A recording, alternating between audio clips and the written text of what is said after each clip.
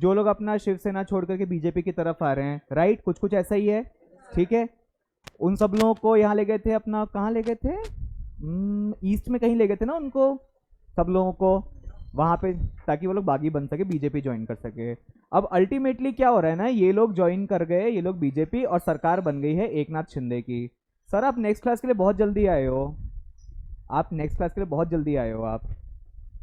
नहीं सर नहीं, थोड़ा जल्दी आया करो प्लीज, ठीक है। तो अभी महाराष्ट्र में क्या हो रहा है ना, the supreme court has ordered कि वहां पे फ्लोर टेस्ट होगा। अब फ्लोर टेस्ट का मतलब क्या होता है, जमीन पे बैठ के टेस्ट नहीं ना, फ्लोर टेस्ट का मतलब होता है, यार ये भी नहीं चल रहा यार, what is this nonsense.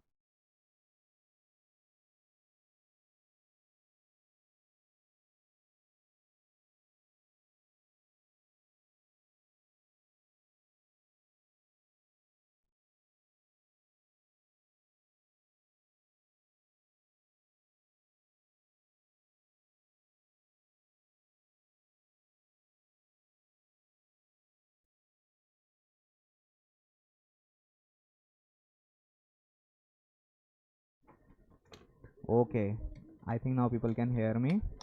People in the Zoom, if you people can hear me, just give me a thumbs up on the chat box. We'll be starting with today's session in just about a minute.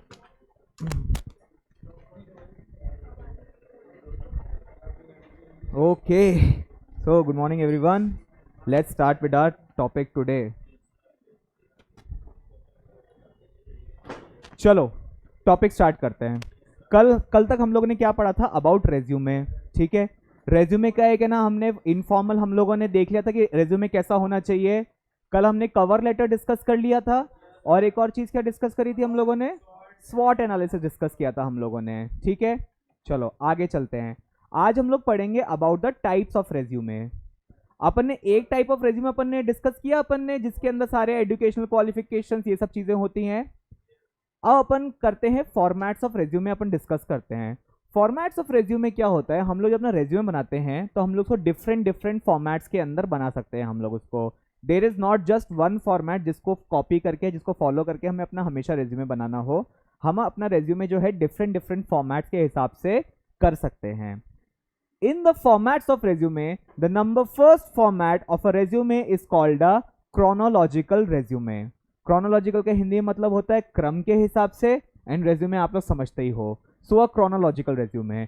अगर ये लिखा हुआ है कि chronological resume या क्रम wise resume लिखा हुआ है, इसका मतलब आपको समझ में आ जाएगा कि कुछ भी चीज आपकी एजुकेशनल क्वालिफिकेशन है, चाहे आपका वर्क एक्सपीरियंस है, चाहे कुछ भी है, वो आएगा एक क्रम से, या तो ऊपर से नीचे या तो नीचे से ऊपर, ठीक है।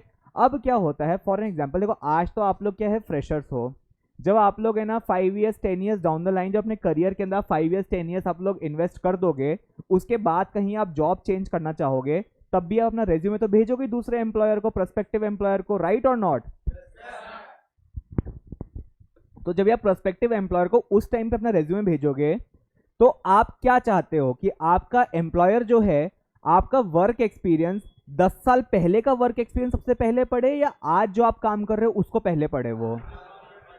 सो क्रोनोलॉजिकल रेज्यूमे जो होता है ना, क्रोनोलॉजिकल रेज्यूमे के अंदर वही सब चीजें होती हैं। आपकी जो है पर्सनल डिटेल्स आती हैं, आपकी पर्सनल डिटेल आती है, ऑब्जेक्टिव समरी आती है, एकेडमिक क्वालिफिकेशन अचीवमेंट आती है, को करिकुलर आता है, ट्रेनिंग प्रोग्राम्स आते हैं, strength interest hobby skills and personal detail, ये सब कुछ आता है इस रेज्यूमे में भी।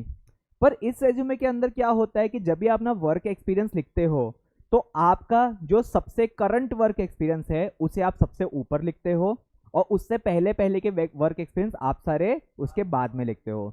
सपोज आज क्या चल रहा है, 2022 चल रहा है ना, सपोज आप जो है ना 2009 से आप वर्क कर रहे हो, 2009 से 2012 आपने एक कंपनी में काम किया, 2012 से 2016 एक कंपनी में काम किया, 2016 से 2021 एक कंपनी में काम किया। अब जाके 2021 के अंदर आप वापस नौकरी अपनी चेंज करना चाहते हो, तो आप सबसे पहला अपना वर्क एक्सपीरियंस लिखोगे उस कंपनी का जहां आपने 2016 से लेकर 2021 तक काम किया है। उसके बाद आप वर्क एक्सपीरियंस किसका लिखोगे, जो 2000 से पहले 2012 से 2016 आपने जिस कंपनी में काम किया है। और लास्ट वर्क एक्सपीरियंस किसका लिखोगे, जो 2009 से 2012 का आपने वर्क एक्सपीरियंस किया है। अब ऐसा क्यों होता है, कोई मुझे आइडिया देगा ऐसा क्यों होता है? कुछ भी यार, कुछ भी आइडिया दो, कुछ गलत वाले बोल दो, कुछ चलेगा मेरे को।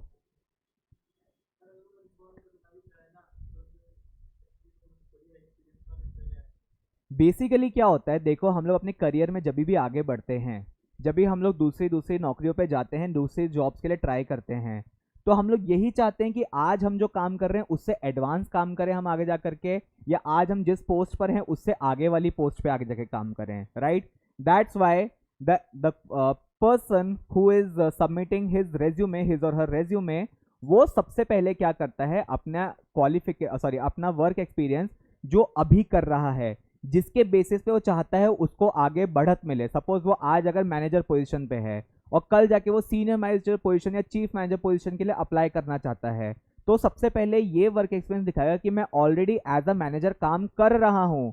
अब आपको मुझे अपनी कंपनी में अपॉइंट करना है, तो आपको मुझे सीनियर मैनेजर या chief manager position at least offer करनी पड़ेगी, क्योंकि मैनेजर लेवल पे तो मैं ऑलरेडी काम कर रहा हूँ। इतनी XYZ अमाउंट ऑफ जो मेरा सैलरी होगी वो मोटा मोटी मुझे ऑलरेडी मिल रही है मेरे को, तो salary wise as well as post wise as well as responsibility and role wise मेरे को इससे ज्यादा चाहिए, ठीक है। That's why in a chronological resume आपका वर्क एक्सपीरियंस जो है, जो आप पहले कर रहे हो वो आपका पहले आता है, और जो पहले कर चुके हो वो आपका बाद में आता है, ठीक है। ये तो हो गया एक क्रोनोलॉजिकल रेज्यूमे। इसके अंदर भी सिंपल चीज होती है, अपन जब भी आगे इसका रेज्यूमे का फॉर्मेट वगैरह अपन पूरा करेंगे ना, एक्सरसाइज करेंगे, तो इसमें ये आता है company one, job title, responsibility, achievements, educational details and all. अपन आगे अभी एक एग्जाम्पल करने वाले हैं जो अपने मॉड्यूल के अंदर दे रखा है, उसके अंदर आप लोग देखोगे, समझ में आ जाएगा आपको कि कैसे कैसे लिखना है आगे जा करके, ठीक है। अब आता है अब आता है एक फंक्शनल रेज्यूमे। अपन ने पहले रेज्यूमे के अंदर क्या डिस्कस किया था, अपन ने कि अपना personal detail, educational qualification, work experience, ये सब चीज आनी चाहिए। पर उस केस में अपन क्या करेंगे, जब या तो हम फ्रेशर हो या तो हमारे करियर में बहुत गैप हो। सपोज फॉर एन एग्जांपल कोई पर्सन है, उसने 2016 से लेकर 2020 तक उसने काम किया, एंड बीच में उसकी 2 साल माइट भी उसकी तबीयत खराब हुई हो, या माइट भी कोई और पर्सनल रीजन की वजह से उसने 2 साल काम नहीं किया हो। अब जब 2022 में वापस वो नौकरी के लिए जाएगा, इंटरव्यू देने के लिए जाएगा, तो क्या उसके करियर में गैप हो गया, उसके करियर में, राइट, 2 साल का गैप हो गया। भैया आपने भले ही 2016 से 2020 तक आपने अच्छा काम किया हो, लेकिन उसके बाद में 2 साल का आपके करियर में अगर गैप हो गया, तो आप जाके क्या बताओगे अपने वर्क एक्सपीरियंस के अंदर? ये लिखोगे कि 2020 टू 2022 जो है मैं फ्री बैठा था घर पे, या मेरा कोई पर्सनल रीजन था या कुछ और रीजन था?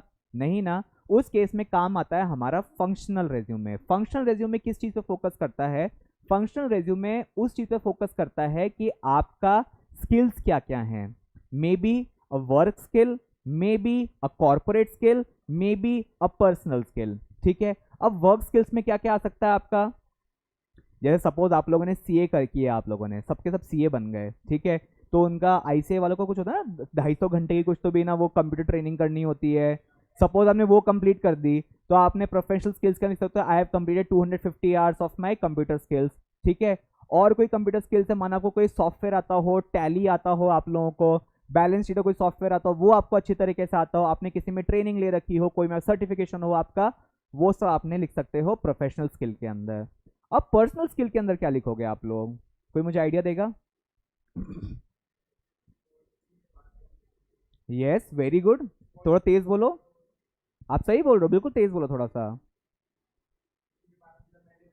Very good. You can write in a personal skill, you can right I have good communication skills, ठीक है।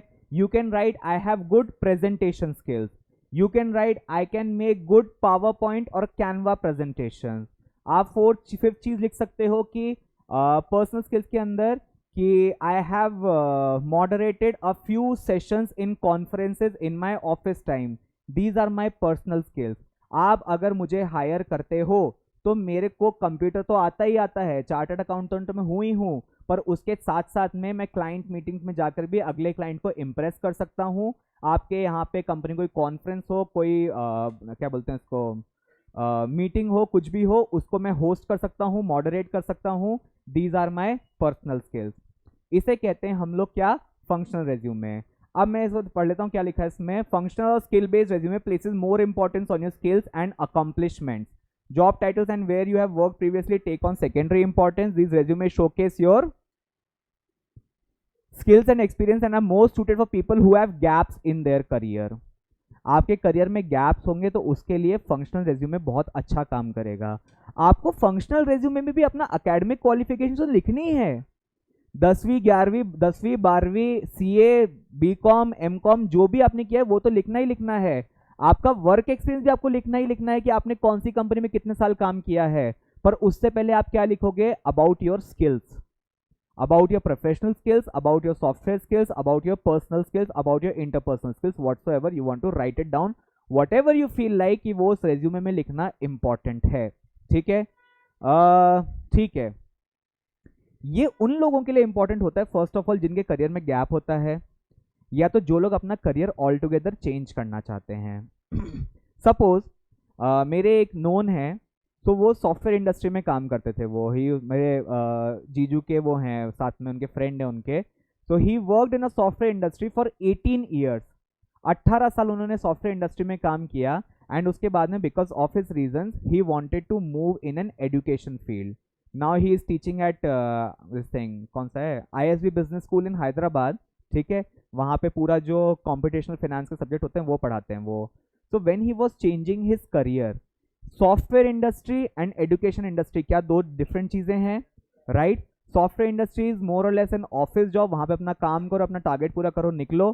Teaching on the other hand is more or less talking to different people, different students, making them understand what their subject is, so on and so forth, right? So even when he was changing his career path, so उनके time पे भी उन्होंने एक resume बनाया होगा, तो अपना functional resume kind of ही बनाया होगा कि मेरे पास टेक्निकल स्किल्स क्या क्या है, मैं ये सॉफ्टवेयर में काम कर सकता हूँ, मेरे पास वो सॉफ्टवेयर की एक्सपर्टीज है, मैंने इस जगह पे काम किया हुआ है। He could have written his personal skills as कि I am a good speaker, I am good with young minds, I am good with explaining things, I am good with making PowerPoint presentation, so on and so forth. ठीक है, अ functional resume. अब हमने क्या क्या discuss कर लिया? एक तो मैं सब फर्स्ट ऑफ ऑल डिस्कस किया क्रोनोलॉजिकल रेज्यूमे, फिर हमने क्या डिस्कस किया? Functional resume. अब क्या होता है, तीसरा काइंड ऑफ रेज्यूमे आता है called as a combination resume. Combination resume क्या होता है? It is a mix of chronological and functional format. इसमें वो लिखने वाला नहीं आ रहा यार, ठीक है, कुछ हो गया, कुछ परेशानी होगी, छोड़ो। It is a mix of chronological and functional format is known as a combination resume. It includes a sequential list of persons employment and educational history। इसमें भी किसी पर्सन का एजुकेशन हिस्ट्री और एम्प्लॉयमेंट हिस्ट्री एडेड होता है, right? होता ही नहीं होता है? आपको अपना एजुकेशनल क्वालिफिकेशन, आपको अपना वर्क एक्सपीरियंस तो किसी भी काइंड ऑफ रेज्यूमे में लिखना ही लिखना है। आप किस हिसाब से अपना रेज्यूमे ड्राफ्ट करते हो वो आपके ऊपर डिपेंड करता है। कॉम्बिनेशन रेज्यूमे में क्या होता है ना, आपको अपना जो है educational qualification, work experience with chronological order तो लिखना ही लिखना होता है। साथ में आपको अपनी स्किल्स भी लिखनी होती है उसके अंदर कि आपके पास में कौन कौन सी स्किल्स है। जो अपन ने फर्स्ट डे डिस्कस किया था ना, it was more or less a kind of a combination resume, जहां पे हमने अपनी एजुकेशनल क्वालिफिकेशन लिखी, जहां हमने अपना वर्क एक्सपीरियंस लिखा और जहां पे हमने अपनी स्किल्स भी हमने लिखी। This kind of resume is best suited for people who want to highlight their employment history. A combination resume begins with the functional format and finishes with information of employment history which provide detail of organization one has worked with the dates. Combination resume जो होता है ना, वो start होता है skills के साथ में, अपने क्वालिफिकेशंस के साथ में, एंड एंड होता है अपने वर्क एक्सपीरियंस के साथ में कि हमने क्या क्या किया है, कौन सी कंपनी में कितना कितना क्या क्या जॉब किया है हमने। ठीक है, अब इसमें एक चीज मेंशन है कि आप लोग कोई भी टाइप का आप रेज्यूमे बनाओ, आप लोग be it a functional resume, be it a chronological resume, और be it a combination resume. एक मिनट, कितने टाइप के हमने रेज्यूमे अभी डिस्कस किए? 3। कोई बताएगा? हैंड रेज करिए, कौन कौन से थे? मिस्टर जैन,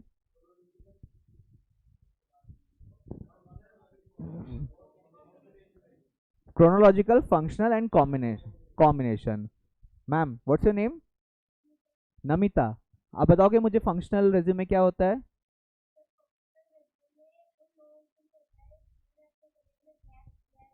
या तो गैप लिया हो, या तो वो अपना career path all together change कर रहे हो। ठीक है, very good. Personal skill, professional skills कुछ भी हो वो उसके अंदर इंक्लूड कर सकते हैं। अब आप कोई भी तरीके का रेज्यूमे बनाओ, बी इट क्रोनोलॉजिकल, फंक्शनल और कॉम्बिनेशन, आपको कुछ एक चीजें हैं जो आपको हर रेज्यूमे के अंदर लिखनी जरूरी है। ठीक है, क्या है वो चीजें देखते हैं। Number 1 is your contact information. Contact information मतलब नाम, नंबर, ईमेल आईडी और आपका एड्रेस। आजकल नए रेज्यूमेस के अंदर माइट भी एड्रेस इतना इंपॉर्टेंट नहीं होता है, बट आपके इसमें बुक में दे रखा है तो आपको लिख करके आना है वहां पे। ठीक है, सो कॉन्टैक्ट इन्फॉर्मेशन बताओ क्यों जरूरी होती है।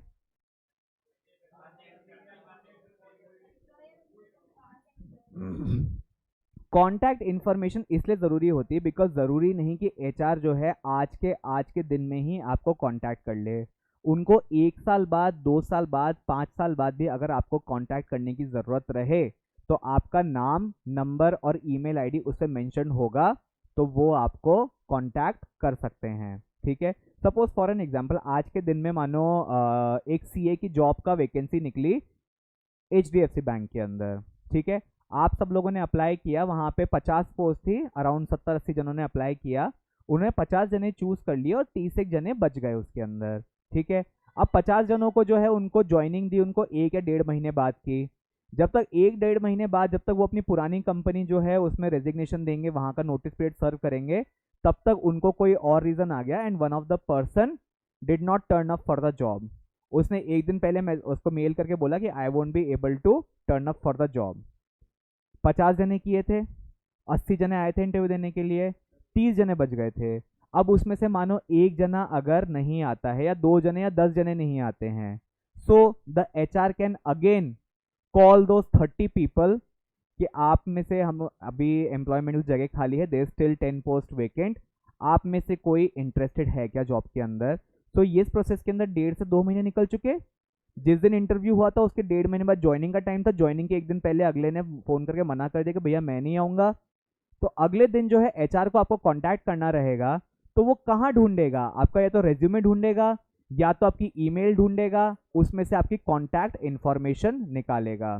ठीक है, नेक्स्ट थिंग आपकी जो भी मेंशन होनी चाहिए, it is the career profile. It is a brief summary of your skills and areas of expertise should be included in the given potential employer and an idea as to what you do. Third thing should be considered is your work experience. आपने कौन कौन सी company में काम किया है, कौन से job role पे काम किया है, क्या आपकी रिस्पॉन्सिबिलिटी थी और आपने किस फील्ड के अंदर काम किया है।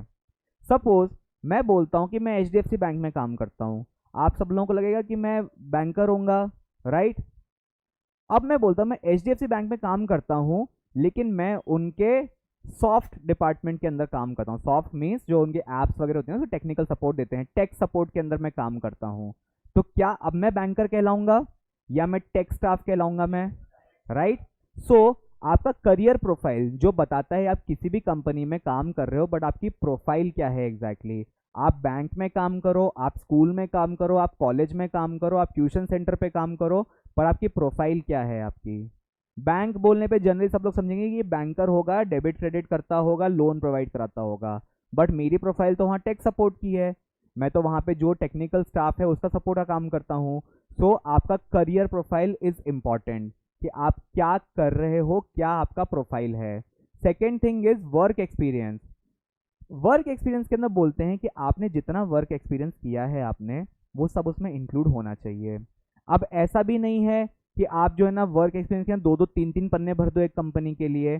प्रिसाइज के अंदर कंसाइजनेस के साथ में कंप्लीट इंफॉर्मेशन देते हुए आपको लिखना है आपने क्या क्या किया है उस कंपनी के अंदर। Suppose if I am working at MCC, तो एमसीसी के अंदर if I again submit my resume to somewhere else, so if I show MCC as a part of my work profile, so I will write worked at MCC faculty for this particular communication subject, taught the batches for CA Foundation English medium and Hindi medium। ठीक है, ये सब चीज लिखना जरूरी है। आ गया कहाँ काम किया था, MCC में। क्या मेरा जॉब रोल था, कम्युनिकेशंस पढ़ाना है। किसको पढ़ाना था, CA फाउंडेशन स्टूडेंट्स को। कौन कौन सा मीडियम, इंग्लिश और हिंदी मीडियम। प्रिसाइज इन्फॉर्मेशन है, इससे ज़्यादा कुछ इन्फॉर्मेशन चाहिए होती है और नहीं ना। ये तो लिखूँ सवेरे 9 बजे जाता था, दिन में 2 बजे जाता था, ये कुछ नहीं ना। क्लास में मजाक करता था, नहीं ना। तो एनीवे इट्स मेंशन, आपको अपना वर्क एक्सपीरियंस लिखना ज़रूरी है। जो जो भी आपने काम किया है, जिस हिसाब से काम किया है वो लिखना ज़रूरी है। Next thing is education. Education लिखना बहुत ज़रूरी होता है आपका, कि आपने एडुकेशन में क्या किया है। ठीक है, अभी अपन लोग तो क्या है, अपन तो बीकॉम बीबीए वगैरह कर रहे हैं अपन लोग तो, ठीक है, अपन सब हमारे भी एमकॉम कर लेंगे, एमबीए कर लेंगे। और किसी का कुछ वो है, कोई और कोर्स में कोई जा रहा हो? नहीं, मतलब आजकल बहुत सारे कोर्सेज होते हैं, इसलिए बोल रहा हूँ, कोई आर्ट्स में जा रहा हो, कोई किसी चीज़ में जा रहा हो। आजकल क्या होता है ना, so there is a lot of courses जहाँ पे आपको लाइसेंस की भी ज़रूरत पड़ती है। ठीक है, so my wife is an architect, तो वो जब भी आर्किटेक्ट बने उसके बाद में वो उनकी प्रैक्टिस कब से काउंट होती है, जब उनका आर्किटेक्चर का लाइसेंस बन जाता है। ठीक है, सो आपको अपने एजुकेशन के अंदर अपने एजुकेशनल क्वालिफिकेशन तो लिखनी ही लिखनी है, साथ में कोई लाइसेंसेस वगैरह भी आपको मिलते हैं या अप्लाई करते हो, आपने अप्लाई कर रखा है, इन ट्रांजिट है या क्या है, वो भी आपको लिखना ज़रूरी है। Suppose if she tries to go in an architecture firm, वो बोलेंगे ठीक है आर्किटेक्चर कर लिया, परसेंटेज भी बढ़िया थी, वो है सर्टिफिकेट, क्या सॉरी लाइसेंस है कि नहीं है? लाइसेंस होगा तो जॉब मिलेगी, लाइसेंस नहीं होगा तो जॉब नहीं मिलेगी। क्योंकि क्या होता है, सर्टेन प्रोफेशंस के अंदर होता है कि विदाउट लाइसेंस उनको काम करना अलाउड नहीं होता। For a matter of fact doctors का भी लाइसेंस होता है ना? बिना लाइसेंस के प्रैक्टिस कर लेंगे तो दिक्कत आ जाएगी फिर तो। डेंटिस्ट हो गए, आर्किटेक्ट्स हो गए, देन और कौन कौन से हो गए अपने, साइकोलॉजिस्ट हो गए, साइकोलॉजी जानते हो सब लोग, साइकोलॉजिस्ट हो गए, साइकेट्रिस्ट हो गए। तो इन सब प्रोफेशंस के अंदर आप लोगों को लाइसेंस की भी जरूरत पड़ती है। Last but not the least, आप कोई भी टाइप ऑफ रेज्यूम बनाओ, you have to mention your skills. आपके पास में एजुकेशनल क्वालिफिकेशन सारी हो सकती है, आप बीकॉम एमकॉम सीए सीएस सब हो सकते हो, पर आपके स्किल क्या है? पढ़ाई आपने कर रखी है पूरी, पास भी हो गए हो, पर स्किल क्या है आपके पास में? अगर आपने सीए कर रखा होगा लेकिन वो 250 घंटे की कंप्यूटर ट्रेनिंग नहीं करी होगी, या टैली ऑपरेट करना नहीं आता होगा, तो क्या आपको कोई अच्छी जगह जॉब मिल जाएगी? आज के टाइम पे what is the demand for the new age era, कि आपको डिजिटल मीडियम के अंदर काम करना आना चाहिए, डिजिटल मीडियम के अंदर आपको अपना सारा ऑपरेशंस करना आना चाहिए। तो आप सीए बन गए हो, डिग्री है आपके पास में, नॉलेज है आपको, पर आपके पास में कंप्यूटर ऑपरेट करने की स्किल ही नहीं हो, तो क्या कोई कंपनी आपको जॉब के लिए कंसिडर करना चाहेगी? No. So skills, they are the most important part, not just organizational skill but also personal skills also. भाई आप बोलो कि मैं काम कर दूंगा लेकिन क्लाइंट मीटिंग में नहीं जाऊंगा, मुझे बोलना नहीं आता ढंग से, ठीक है, तो वो भी आपको लिखना बहुत जरूरी है, because they will send you for client meetings also. Okay, ठीक है। Now we come to points to remember while writing a resume. First point is to keep the format simple and readable. ठीक है, points में होना चाहिए, simple होना चाहिए, पढ़ने लायक होना चाहिए। Restrict your number resume to a number of minimum number of pages. कल डिस्कस किया था हमने, 10-12 पन्नों का रेज्यूमे नहीं होना चाहिए, 2 से 2.5 पन्नों का रेज्यूमे इज गुड इनफ।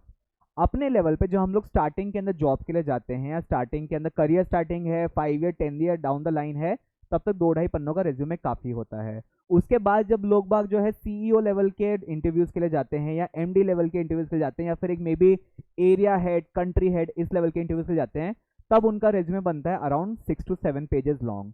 क्योंकि उनके रेज्यूमे के अंदर क्या सबसे ज़्यादा होगा?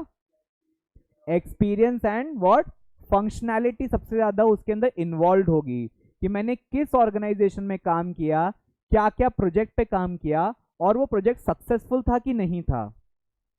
ठीक है, being a area head, being a country head, आपके अंदर बहुत सारे जॉब्स, रोल्स एंड रिस्पॉन्सिबिलिटी रहेगी आपके पास में, आपने उस रोल को किस तरह से निभाया, किस तरह से उसको जस्टिस किया, वो लिखना जरूरी होगा। ठीक है, so as of right now when we are giving a resumes in this stage, so our resume should be restricted to a minimum number of pages. Next thing is to clearly state your objective. आपका objective जो है किसी company में काम करने का, वो clearly stated होना चाहिए। ऑब्जेक्टिव कल डिस्कस किया था ना, I want to work in an organisation where my skills can be polish, where I can work in a different environment, so on and so forth. ठीक है, प्रोवाइड करेक्ट इन्फॉर्मेशन, आपको information correct provide होनी चाहिए, exaggeration of false details नहीं डालने चाहिए। आप CA हो, सीए में अगर 70% आई है, 70% ही लिखो, उसको ये मत लिखो 95% आई थी, वो बोलेगा टॉपर के 89 थे यार, तेरे 95 कहाँ से आ गए। एग्जैजरेट नहीं करना है। Organise the information in manner that flows logically.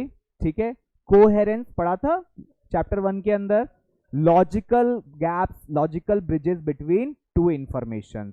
ठीक है, आपकी टोन जो रहती है ना एक रेज्यूमे लिखने की, वो न्यूट्रल होनी चाहिए, किसी व्यक्ति विशेष समाज के अगेंस्ट या उसके सपोर्ट में बहुत ज़्यादा नहीं होनी चाहिए। ठीक है, ensure that there are no grammatical errors, ये तो बहुत क्लियर है, तो ग्रामेटिकल एरर नहीं होनी चाहिए लिखने और बोलने के अंदर। Highlight your achievements instead of your responsibility, मुझे ये काम कराते थे वहां पे, उससे आपको ये हाईलाइट करना चाहिए कि मैंने ये काम करके उसमें सक्सेस को हासिल किया मैंने। ठीक है, unless asked for do not mention the expected salary in the resume. किसने पूछा ना उस दिन की सैलरी लिखनी चाहिए कि रेज्यूमे के अंदर नहीं लिखनी चाहिए, एक्सपेक्ट सैलरी नहीं लिखनी चाहिए। अगर वो स्पेसिफिकली बोलें कि रेज्यूमे के अंदर अपनी एक्सपेक्टेड सैलरी लिख के भेजो हमारे को, तो लिखना, अदरवाइज नहीं लिखनी है। ठीक है, एक छोटा सा अपन करें एग्जाम्पल करें छोटा सा, ये है क्रोनोलॉजिकल फॉर्मेट है ये। ठीक है, सबसे ऊपर क्या आया, पर्सन का नाम, पर्सन का एड्रेस, पर्सन का मोबाइल नंबर और ईमेल आईडी, ये चार चीज आनी चाहिए पर्सनल डिटेल के अंदर। कॉन्टैक्ट इंफॉर्मेशन के अंदर नाम, पता, मोबाइल नंबर और email ID. Personal detail for contact information, क्या यहां पापा का नाम आया? नहीं। मैरिटल स्टेटस आया? नहीं। हमको सिर्फ मेंशन करना है नाम, पता, मोबाइल नंबर और ईमेल आईडी। ऑब्जेक्टिव देखो क्या लिखा है, to be associated with an organisation that will offer me tremendous opportunities for growth in career and providing a challenging environment that will utilize my accounting skills and abilities to maximum। ठीक है, summary क्या लिखी देखो इसने, more than 13 years of experience in both practical and managerial aspects, possess a flawless understanding of fundamental concept in accounting, exceptionally good at application of accounting concepts, excellent communication and comprehension skill, in-depth knowledge of foreign policies and trade policies। उस job से related क्या क्या skills होनी चाहिए उसका इसने सबसे पहले समरी बना दिया। इसने सबसे पहले लिखा है 13 साल से ज़्यादा का एक्सपीरियंस है। ठीक है, मैनेजीरियल फंडामेंटल कंसेप्ट अकाउंटिंग का अच्छा नॉलेज है मेरे को, अकाउंटिंग कंसेप्ट का नॉलेज है, बहुत अच्छा कम्युनिकेशन स्किल्स है मेरे अंदर, मैं लोगों से बात कर सकता हूँ, क्लाइंट मीटिंग में जा सकता हूँ, प्रेजेंटेशन दे सकता हूँ। In depth knowledge of the foreign policy, अभी आप सीए होते हो ना जब आप लोग, तो आपको टैक्सेशन वगैरह करना पड़ता है, राइट?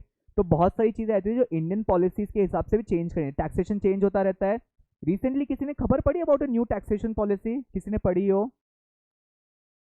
इंस्टाग्राम यूज करते हो सब लोग? इंस्टाग्राम पे इन्फ्लुएंसर देखे तुम लोगों ने? वो होते ना इन्फ्लुएंसर, ये मामा अर्थ का प्रोडक्ट खरीदो और ये खरीदो वो खरीदो, नहीं देखे? इन्फ्लुएंसर्स के ऊपर नई टैक्स स्कीम आई है उनके ऊपर अभी कि 20,000 से ऊपर का फ्रीबीज मिलते हैं तो उस पर टीडीएस कट के आएगा व्हाट्सएवर कुछ तो भी लिहाज के अंदर। ठीक है, तो नई नई tax policies, foreign policies, Indian policy के हिसाब से ये पर्सन ट्रेंड है। ठीक है, अब इसका एक्सपीरियंस देखते हैं अपना। ठीक है, 2004 से लेके अभी तक ये चार्टर्ड अकाउंटेंट है ऑडिट और टैक्स डिपार्टमेंट के अंदर, XYZ एसोसिएट्स के अंदर। कहाँ पे? बैंड्रा मुंबई के अंदर। अब इसने अपना जॉब रोल लिखा है इसके, देखो, dealing with different clients, managing their financial system, performing periodic financial audit, preparation of reply to notices, preparation of sales tax, conducting regular meetings, providing expert financial advices for decision making process. ठीक है, फिर क्या लिखा है उसने, पहले सबसे पहले वर्क एक्सपीरियंस कौन सा था? 2004 से प्रेजेंट तक का। अब कौन सा वर्क एक्सपीरियंस है? 2001 से 2004 तक का, क्रोनोलॉजिकल ऑर्डर, क्रम वाइज। ठीक है, यहाँ पे इसने वर्क प्रोफाइल लिखा। अब देखो इसने क्या लिखा, एजुकेशन लिखा है, ये भी इसने क्रोनोलॉजिकल ऑर्डर में लिखा है, इसने क्रम वाइज लिखा है इसने भी। इसने सबसे लास्ट एजुकेशन कौन सी करी? CA final. और सबसे फर्स्ट एजुकेशन क्वालिफिकेशन कौन सी लिखेगा? वो 10वीं की। ठीक है, तो सबसे पहले इसने 2004 में किया है इसने सीए फाइनल, 2000 में सीए जो भी लिखा है पीसीई किया, सीपीटी किया, 2000 में इसने बीकॉम किया, 97 में क्लास 12 करी और 95 के अंदर क्या की? क्लास 10। क्रोनोलॉजिकल ऑर्डर समझे आप? सबसे लास्ट क्वालिफिकेशन कौन सी थी? सीए फाइनल, वो सबसे पहले आई, और उससे पहले जो किया था उसने वो नीचे नीचे आता गया। लास्ट क्वालिफिकेशन कौन सी आएगी? हमेशा ध्यान रखना, 10वीं की। ठीक है, ओके। अब देखो इसने क्या लिखा है, स्किल्स लिखा है इसने, well versed with Microsoft Office, working knowledge of Tally, ये वही अगर completed compulsory 250 hours of training, updated with all latest computer application and software. अब आया इसका पर्सनल डिटेल। पर्सनल डिटेल में क्या आएगा, देखो सब सुनो सुनो, नाम, मोबाइल नंबर, पता और ईमेल आईडी सबसे पहले लिखा हुआ है। तो पर्सनल डिटेल में वो चार चीजें तो नहीं आएंगी ना, क्योंकि सबसे ऊपर लिखा हुआ है, वापस इंफॉर्मेशन पर नहीं लिखेंगे। तो पर्सनल डिटेल में क्या लिखा है इसने, date of birth, marital status, language is known.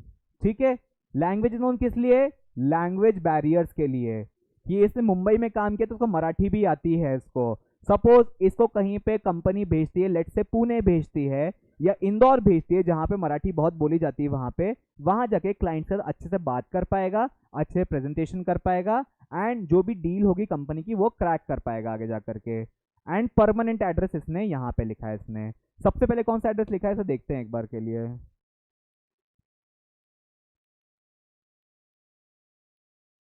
सबसे पहले इसने एड्रेस लिखा है, यही लिखा है इसने, अपना परमानेंट एड्रेस ही लिखा है।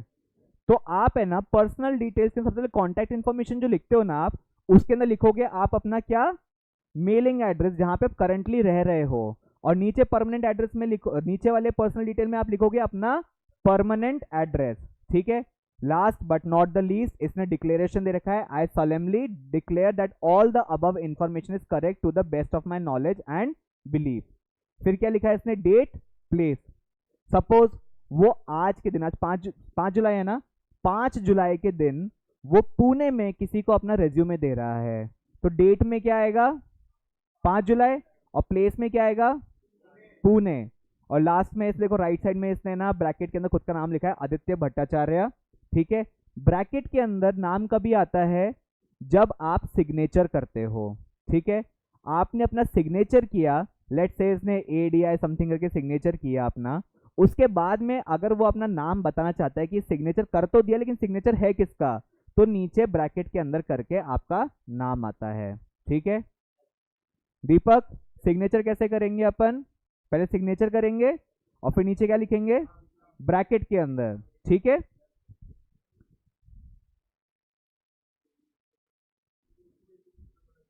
हाँ ये रेज्यूमे 2 पन्नों से ज्यादा का नहीं होगा ये वाला, ये तुमको इसमें ज्यादा लग रहा है तुम्हारे को। अभी अपन करते हैं एक छोटा सा फॉर्मेट ऑफ कवर लेटर। ठीक है, कवर लेटर कल अपन ने किया था, रेज्यूमे के साथ जाता है कवर लेटर अपना, राइट। आपको जो जॉब के लिए अप्लाई करना है उस जॉब के लिए कवर लेटर आपका साथ में जाता है आपका। ठीक है, कवर लेटर कैसे बनेगा, सबसे पहले ऊपर आएगा सेंडर्स एड्रेस। सेंडर कौन होगा अपने रेज्यूमे केस के अंदर, आदित्य भट्टाचार्य। ठीक है, अपना एड्रेस लिखेगा 822 व्हाट्सएवर मुंबई का एड्रेस लिखा हुआ था उसने। फिर नीचे आएगी उसकी डेट, कौन सी डेट, 5 जुलाई 2022। ठीक है, अब वो किसको भेज रहा है उसका नाम आएगा। सपोज फॉर एन एग्जाम्पल वो किसी कंपनी के HR को भेज रहा है, तो डियर HR मैनेजर आ जाएगा, या रिस्पेक्टेड HR मैनेजर आ जाएगा, या लेट्स से वो किसी कंपनी में किसी पर्टिकुलर पर्सन को भेज रहा है, let's say to CA Manoj Gupta. ठीक है, या तो लिख सकता है कि respected HR, respected CA Manoj Gupta. Address of the address he MCC लाल कोठी, क्या है टोंक रोड है, क्या है गांधीनगर। ठीक है, अब आएगा उसके अंदर सैल्यूटेशन। सैल्यूटेशन मतलब dear sir, respected sir, hello, hi, whatsoever, सलाम नहीं। ओके, फिर आएगा सब्जेक्ट। सब्जेक्ट मतलब क्या, जो उस पर्टिकुलर लेटर का सब्जेक्ट होगा। Application for the post of CA in your company. ठीक है, फिर इंट्रोडक्शन आएगा, आपका सेंटेंस जो है ना, state the position you are pursuing, कि ना sir my name is Utkarsh Tikko, I am a chartered accountant by profession, I came to know about a vacancy in your company for the hiring of or a role of a chartered accountant. I have a few certain skills. ठीक है, अब cover letter के अंदर ना देखो वैसे generally इतना mention नहीं होता है, बट आपके इसमें दे रखा है मॉड्यूल के अंदर, तो मेंशन करना है अपने को। I have a few XYZ skills. I am a chartered accountant. I scored good in my chartered accountancy. I use this software. I am very well versed with Tally software. I would like to apply for the post of chartered accountant in your company. Last but not the least, आएगा आपका complimentary close, thank you, yours faithfully, ठीक है, नीचे bracket में नाम आएगा उत्कर्ष टिक्को, और yours faithfully और ब्रैकेट वाले नाम के बीच में आएगा मेरा सिग्नेचर, ठीक है। कवर लेटर बन गया आपका, रेज्यूमे बन गया आपका, ठीक है। इसका एक छोटा सा एग्जांपल कर लेते हैं अपन, ठीक है। सपोज फॉर एग्जांपल सबसे पहले क्या था, सेंडर्स एड्रेस आया था B343 second floor Indira Nagar Lucknow UP. Email ID क्या, kavita.verma@abcmail.com, ठीक है। अब क्या उसके बाद आया था, डेट आई थी, डेट आ गई आपकी। ये किसको भेजना चाहती है, ये HR manager of air Atlantic, company का नाम है air Atlantic, HR manager of air Atlantic, और एड्रेस क्या है 237 सफदरजंग एनक्लेव दिल्ली, ठीक है। अब जो HR मैनेजर है ना, उसको HR मैनेजर का नाम पता है उसको, ठीक है। डियर मिस गुरुंग, सब्जेक्ट आपका application for the post of flight attendant, ये एयर होस्टेस के इंटरव्यू के लिए जाना चाहती है ये, ठीक है। अब देखो क्या लिखा है इसने, this is with reference to your advertisement in Times of India dated 15 July 2000 something for the post of flight attendant in Air Atlantic. सबसे पहले ये मेंशन किया, मेरे को पता चला कि आपको एयर होस्टेस की जरूरत है, लेकिन मुझे कहां से पता चला आपको एयर होस्टेस की जरूरत है, टाइम्स ऑफ इंडिया में एडवर्टीजमेंट आया था आपका। I wish to apply for the same, I am confident that my dynamic customer service and teamwork skill will make me a strong member of your crew, ठीक है। अब क्या लिख रही है ये, my extensive experience in the customer service industry has taught me the value of providing positive individualised service to all customers, award winning sales representative, worked one on one with the clients,